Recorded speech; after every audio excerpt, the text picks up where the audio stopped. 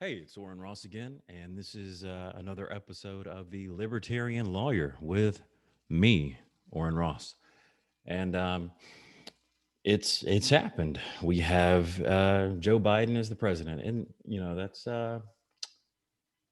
pretty screwed up. I think we have a guy with dementia, or at the very least, a guy who doesn't know where he is, and he's now our president. And Trump gave a pretty good speech, and I think Ben Shapiro said that if he had stayed on this message, the message of the speech he gave, it was pretty inspirational, and you can tell when he's reading off a teleprompter because it's very flat and monotone, and he's not spitting jokes. So it was straight down the line, and it was really good. And I think if he had shown that more, he would have gotten a lot farther, and maybe he would have been reelected. But you know, things happen, and we can't really go back on that. But maybe it wouldn't have really helped at all, because no matter what this guy did, the media was just going to bash him. I think he's probably gotten the worst media coverage any president has ever gotten. I mean, they called Bush a Nazi, but Trump is like head Nazi. He's Hitler as far as the people on the left, and I think at least half the Democrat Party is concerned. But now he's out, and we have Joe Biden in, and let's get into some of the headlines here. So here we go. All right, from ABC News. Biden plans dozens of executive actions in first days. So the 46th president will sign directives on the pandemic, climate, and race. What the hell is he going to sign on race? Honestly, what else? Like, you've got the Voting Rights Act, you've got the 14th Amendment. What disadvantage is there legally for people? The only thing they can do is give people and races that they think need it an upper hand. And I think giving people something based solely on their race, I'm pretty sure that's called racism. Isn't that racism, favoring someone because of their race? I've been told my entire life that's racist, that's bigoted, but apparently it's not. So apparently this guy, Joe Biden, is going to use dozens of his executive orders to just do what he wants, even though they now have the House and the Senate. He's still just going to use executive orders, because, when you use the House and the Senate and pass actual laws, you still have to negotiate a little bit. You have to get people to say yes or no on some basic things. But this guy is going to do basically whatever he wants. So here we have White House Chief of Staff Ron Klain in a memo to senior staff last week. He says, I want to be clear. The legal theory behind these executive actions is well-founded. And he also says it represents a restoration of an appropriate constitutional role for the president. Bullshit. That is not a constitutional role for the president. If you doubt me, all you have to do is pick up the Constitution. That's what the Supreme Court has interpreted the Constitution to say, but that's not what the Constitution says. It is very clear. The Congress makes the laws, the president enforces the laws, and the courts interpret the laws. Now, a court is supposed to interpret it within, maybe a plain meaning. And if it says the president can do this and can't do this, and Congress can do this and can't do this, it seems pretty cut and dry, right? There's not a whole lot that you have to interpret, but for some reason, they have interpreted their way into basically anything can happen at any point. And this is, well, look, first of all, if somebody has to say that the legal theory behind them is well-founded, then it's probably not. All right. There's probably something shady. They're probably trying to slip something through without anybody noticing. All right. Because if you have to tell people that it's okay to do it, that means people might think it's not okay to do it. And people would be right. This is clearly unconstitutional. And I'm sure the Supreme Court will uphold all these things.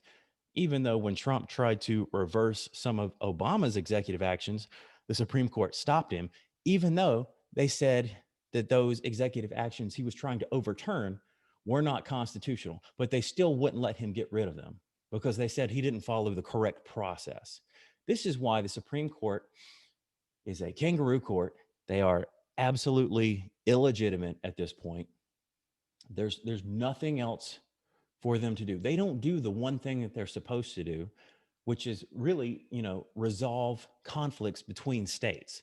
That's the whole reason we have this federal system, is to resolve these conflicts between the states, because obviously you can't have a conflict between two states in one of those states' courts. You have a federal court to oversee everything. But, why would they do that? That would just, make perfect sense. But no, we're not going to do that. We're just going to basically have the federal courts do whatever they want. And as long as some judge somewhere who tends to, these guys tend to be like these crazy activist judges, like the law says, let's take, for instance, Second Amendment, the right to keep and bear arms shall not be infringed, right? Shall not be infringed. So in legal terms, that means it won't be infringed, okay? So if it said it may not be infringed, that's a maybe. But if it says shall not, that means don't fucking do it. This is not hard to figure out because we still follow these same rules. Every time I write a trust and I say shall, that means this is in stone. This is not optional. You must do this. So if you say you must not abridge the right to keep and bear arms, that means don't do it.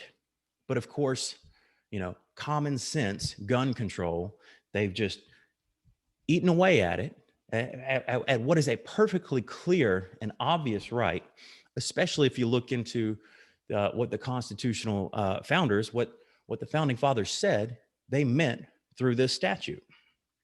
So we got Joe Biden here. He's going to basically reverse everything that Trump ever did with all these rollbacks and environmental rules. The environmental rules, I'm all for having clean water, clean air, clean environment. I don't like people littering. I don't like any of that. However, the EPA has gone way past what they were supposed to be able to do. And Trump was actually bringing things back to a level that was sustainable. Previously, it was unsustainable. They basically had the ability to rule over and tell you what you could do with a mud puddle on your property. It's supposed to be, protecting wetlands and things that, probably need to be protected. But they just keep inching and inching, as all bureaucracies do, until they could basically control everything. And Joe Biden is just going to bring that back as fast as he possibly can. And so, apparently we're all supposed to wear masks for 100 days. Except, people have been wearing masks for 10 months now, and it doesn't seem to have done anything. In fact, it seems to be getting worse. And this guy's just going to go crazy. Oh, here we go. DACA. He's going to reauthorize DACA, even though it's unconstitutional. And the Supreme Court already said it's unconstitutional. Obviously, a president doesn't have the ability to say, I'm not going to enforce this law. Okay. The president's job is to enforce the laws that the Congress passes. This is very simple 101 stuff, but all of that has gone out the window because now we are basically in what looks like a dictatorship, where someone gets elected and says, I'm going to do whatever I want. I'm going to just use what did Obama say? A pen and a phone to just basically do what I think should be done. That's called a dictatorship. Okay. The reason we had a democracy and a constitutional republic was so that we could have input, maybe have some congressmen, have some senators, they can decide, and then it just goes to the president. The president is not supposed to have this much power. This is one of the reasons that it's hilarious that the Democrats were so opposed to Trump. They were just so afraid that he was going to do the worst things in the world. Well, if people like me had our way, he would never have enough power to do that. The president is not supposed to be this, like, the most important person in the world. He's supposed to be a guy who can step in and do things that need to be done quickly, like, say, sending the army into someplace. Okay. The president is supposed to be able to do that for 60 days. He can play war for 60 days, and then it's up to Congress. Congress has to declare war, or you're supposed to pull the troops out. Obviously, that's gone out the window because Congress has basically given up all of their powers. And, you may ask, why would they give up all their powers? Well, it's so that they don't have to make tough decisions, because when you make tough decisions, you have to defend those decisions to people, to your constituents. And if you can't do that well, then they're going to vote you out. So Congress just said, no, here, Mr. President, you can have all of these powers, and we're just going to dick around in the Senate chamber here and not really do anything. And to be fair, that's what Congress was designed to do. The reason they set Congress up this way, and you're supposed to get 60 senators to do basic laws and 2/3 to do things like impeachment. The reason they set it up like that was so that it would be hard for laws to be passed, so that you had to have a pretty good consensus to get anything passed. That's why the president is not supposed to have all these powers, because it's supposed to be hard to make laws. It is not supposed to be, in the country that we live in, the United States of America, under the U.S. Constitution. It is not supposed to be this way. Okay. Joe Biden should not have the ability to just write something down and it basically become a law. Okay. It's not a law in the sense that it can't be overturned by the next president, but it's a law as far as we're all concerned. We still have to follow it. It still happens to us, like this DACA stuff. So we're going to really be in some trouble. Now, what's next here? CBO. Now, I don't really know what WND is. I saw this on Gab, which is apparently the thing now. But the CBO says that Biden's $15 minimum wage could kill 3.7 million jobs. You think? You think? Who's been saying that for, I don't know, decades? Oh, people on the right, the libertarian types. You know why? Because when you have a minimum wage, you're not increasing the amount of money that businesses have.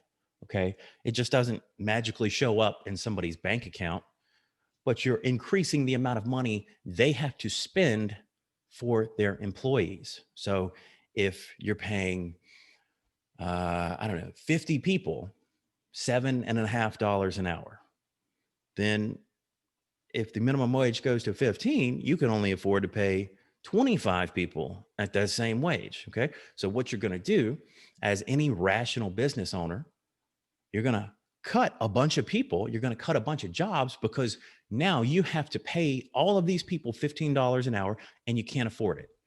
That's why you're going to see a lot of people lose their jobs, 3.7 million, according to the CBO. And the CBO is always off. Okay. If they say 3.7 million, it's more like 5 or 6 million. Okay.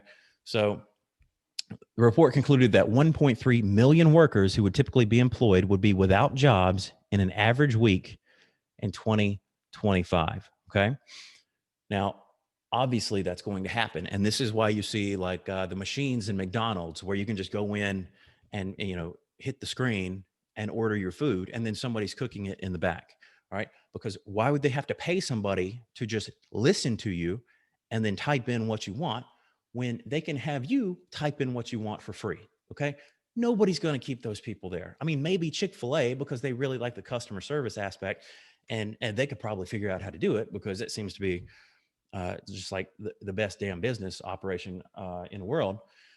Everybody loves Chick-fil-A. I mean, even a lot of gay people love Chick-fil-A. The owner doesn't support gay marriage. Okay. He didn't say they won't serve gay people. He didn't say you can't be gay and work there. He just doesn't support the marriage aspect. If you don't like that, get over it. It's a free country. Oh, wait, not anymore. So obviously people are going to lose their jobs. The economy is going to get a lot tighter, because We're forcing businesses to pay more money for these wages. And obviously, people don't have it. A lot of businesses don't have it, especially right now. Like, they're just basically throwing money out to businesses, but it's not that much. Like, it'll pay for a couple months, but it's not enough to cover. It's not even enough to cover the pandemic months we've had so far. So we're in kind of a pickle here. And we're getting to the point where not only has Parler been kicked off, their website is still down. It's basically just a landing page that says we'll be back. Fox News political editor, this is from the Gateway Pundit, who sat on election night decision desk, laid off alongside 20 Fox News staffers as the network's ratings crater. Okay, Chris Stirewalt. And I personally like Chris Stirewalt. I've always liked him. I don't really know which way he falls as far as Trump goes, but that's not really how I measure someone. I measure people based on rationality and intellectual honesty. So if, let's say, it's hard to think of somebody who's intellectually honest on the left. I've heard that several people are, like Jimmy Dore. I've never really listened to him. Tim Pool. I really like Tim Pool. He's obviously a lefty type person, but he's come around to the fact that the people on the left are losing their damn minds. And it's obvious that the people on the right are like actually having good ideas, but they're just being called Nazis the whole time. So intellectual honesty is really important, because I don't like parties. I don't care about Democrats or Republicans per se. I care about Democrats and Republicans because the Democrats seem to be doing everything they can to crash this country as fast as possible. And at least some Republicans, obviously not a lot of the ones in Congress, but some Republicans, I think a good chunk of Republicans are more people like me, maybe libertarian types, or maybe just conservatives who don't want to see the country destroyed. And I like that type of person. Okay. So if you're on the left and you can be intellectually honest, that's fine with me. Okay. Then we can have a debate. We can talk about things, and maybe you can convince me of a thing or two. But it's really hard to find people who will actually have those conversations with you, especially when you get to something like affirmative action. And you say, that's a racist policy, because it is. It's giving someone something based on their race. That's like textbook racism 2020, okay? Giving someone something based on their race. So if we gave white people better chances to get into college because they're white, that would be racist, right? Okay, same thing applies to black people. If we give black people more opportunity to get into college because they are black, if we give them more opportunity to get into high-paying jobs because they are black, that's racist, okay? This is not that hard. This whole notion that racism is only based on power, well, shit, man. We had a black president for 8 years, didn't we? Now we have a black vice president, right? And as far as I can see, let's see, we've had numerous secretaries of state, both Republican and Democrat, who are black, numerous attorney generals who are black, okay? Those people have way more fucking power than I will ever have. They have way more power than you will ever have, but somehow they can't be racist, right? Bullshit. Okay. This is all crap. But now Fox News is circling the drain. And I think it's pretty unfair that we've gotten into this just because they called Arizona early. Like, if that's the reason, that's pretty stupid, because everybody eventually called Arizona for Biden. I understand that, maybe people thought it was too early, but obviously their numbers were correct because they called it and it went that way eventually. I don't think it would have changed the actual numbers that were counted. I don't really think the numbers that were counted were correct, just because I don't think Joe Biden could ever get that many votes. I don't think Joe Biden could get more votes than Barack Obama. Okay, there's no rational way for me to get that through my head. So Fox News is basically circling the drain because people are pissed off, and kind of makes sense. I mean, I've been pissed off at Fox for a while because, they're just God, man, like everybody in the media talks about Fox News and the Democrats too, obviously. They talk about Fox News as if it's the like right wing Nazi channel. No, Fox News is in the middle. They have some people on the right, they have some people on the left, and they have some people in the middle.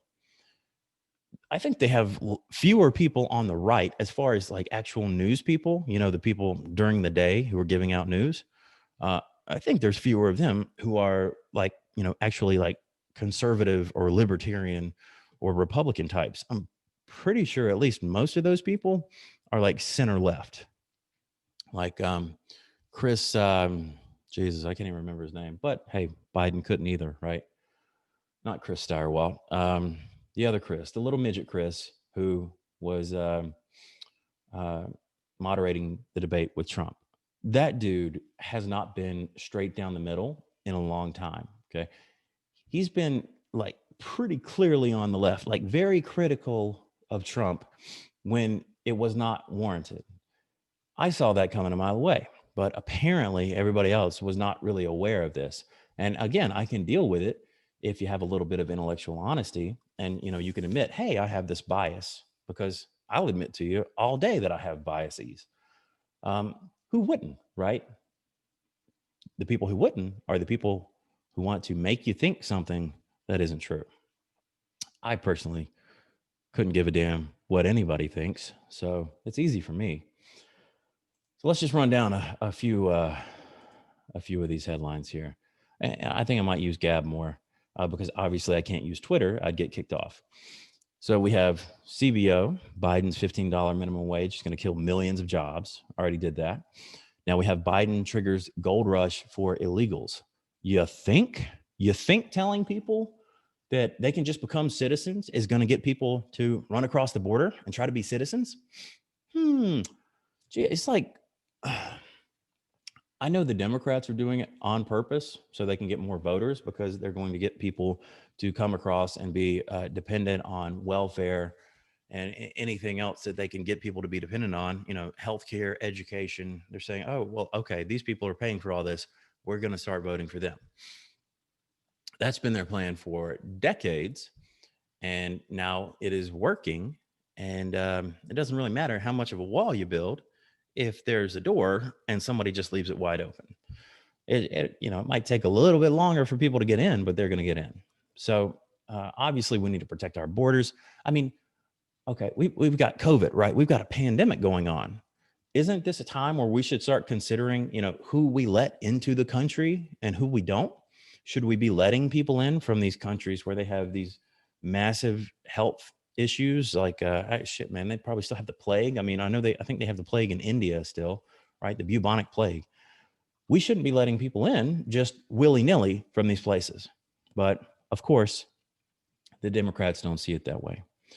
And then we have this other thing from the LA Times here. The end is not yet in sight. Coronavirus danger remains even as some metrics improve.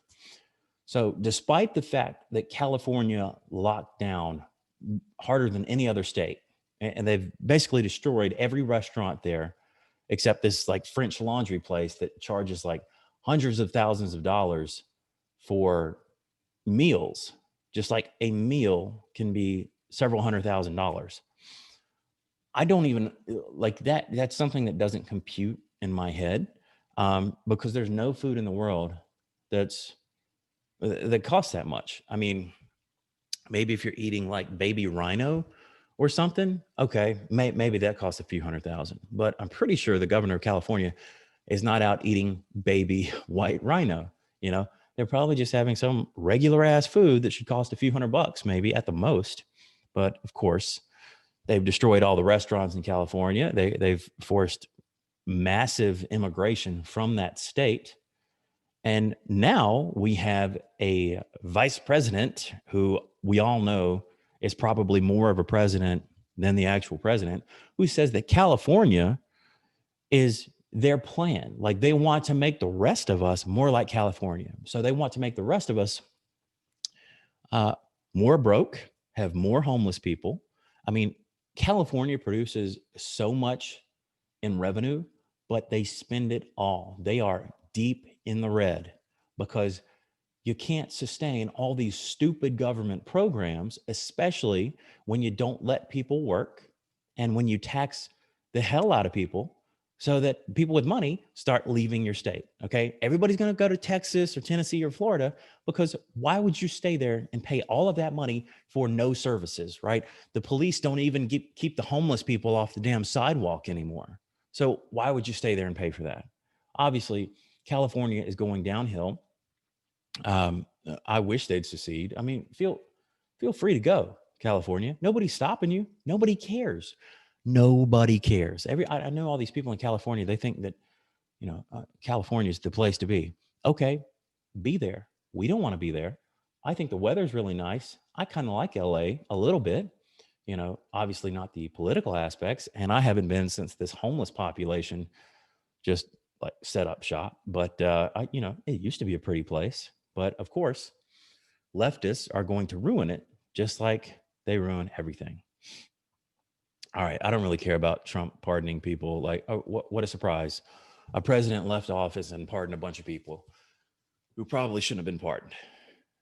Long story short, Trump is out, Biden's in, and he's going to do everything he can to reverse all the good things that Trump did, because Trump did do a lot of good things. A lot of the things that he did well were just rolling back all of these executive orders that Obama had put in place, just kind of getting rid of all these regulations to let people be a little bit more free, because, after all, this is supposed to be the land of the free, right? Joe Biden's going to get rid of all that. They're going to put into place racist policies, sexist policies, and policies that benefit China and illegal immigrants more than they benefit you and me. That doesn't seem like a good president to me. I don't really know about anybody else, but that doesn't seem like the kind of person we should have in office. I think we're going to have to do something very soon. And, it's probably going to come really fast, because this psycho, or whoever is pulling his strings, because I don't think he knows where he is half the time, whoever's telling him what to do is really soon going to say, let's get rid of all the guns, because once they take your guns away, you're powerless to stop them. Okay. That's the reason we have a Second Amendment. Okay. It's not about hunting. Anybody who says that is either a moron or they're lying to you. That's what Joe Biden has said. You know why? Because he's both a moron and he's lying to you. The reason we have the Second Amendment is to be able to prevent the government from becoming tyrannical. Okay. Obviously, the government has taken the most steps towards becoming tyrannical that they have it, like in my lifetime, probably in my parents' lifetimes. Never before has this country, or probably any country, I don't really know about that, but probably any country, never before have they just shut down everything and said, you can't go to work, you can't do this, you can't do that. And at least Trump was smart enough to understand that that should be state by state, and we should not have federal rules putting those things in place, because obviously you can't treat New York City like you do middle of nowhere Montana. Those are two different places. Those should be governed by local and state authorities. Biden doesn't care about that. He doesn't care about anything. What that guy cares about is power. You know how I know that? Because the dude has been in federal office since he was 29. Okay. If he ever had a real job, he had it for a couple of years, because he went to law school. Okay. So ostensibly he went to school for 7 years. I don't really know how many of those years he actually went to school. It seems like he did, he spent most of his time plagiarizing things. But obviously he went to school, got out, and then pretty much immediately ran for office. And how stupid are the people in Delaware to vote for a 29-year-old? I mean, who has zero life experience? Okay. If you have some experience, all right. But going to law school doesn't mean you should be in the Congress. It just doesn't. Am I qualified for Congress? Probably not. But I can make drinks, so I could at least take AOC's seat, right? But Jesus, see, I just start going off, and I could probably go for hours, but that would not be prudent at this point, because I'm going to say a lot of things that I probably shouldn't say. And you know, YouTube, I'm sure I'm going to get kicked off YouTube in like 2 videos. So, basically what I'm saying, people, is that we are at a tipping point. They have elected someone after the economy has been ruined, after, like, this dude is one of the people who ruined the economy. Okay. He's one of the leaders in the Democrat Party. They're the people who have done all of this. Okay. Because what we could have done was we could have kept old people at home and dealt with this in a rational manner. Instead, what they said was, let's everybody stay at home, even all the healthy people. You stay home for months and months and months. All that did was delay the problem. You can't do that forever. Eventually, you know what? Here's a little bit of truth for all you people. You're probably going to get the coronavirus eventually. Okay. We're all probably going to get the coronavirus eventually, just like we all get colds. We all get the flu from time to time. I mean, I haven't gotten a flu in a very, very long time, I don't think. But, you know, there's cold viruses. There's all these viruses floating around. There's different strains. There's always a different strain. Okay. They act like it's like weird that a new strain of the coronavirus has appeared. It's not. That's what viruses do. They adapt so that they can replicate more efficiently. Okay. You're going to get it. So don't live your life in fear. Exercise, take some vitamin D, take some fish oil, take some zinc, you know, take some vitamins, some supplements, exercise. Don't sit on your ass, exercise, and you'll be fine. Okay. Now, obviously, there's going to be a few people who aren't going to be fine, but that's life. Okay. You run a risk every day that you wake up. Every day you wake up, you could die. All right. Don't live your life in fear, because you're going to ruin your life. You're going to ruin your kids' lives. You're going to ruin your family's lives. You're going to ruin the country and the world, because I don't think this world is going to do all that great if we just drop off the map. So be good to yourself. Take your vitamins and your supplements and go to the gym. Jesus, go to the gym, people. This is not that hard. All right. So Warren Ross saying, we're screwed, America.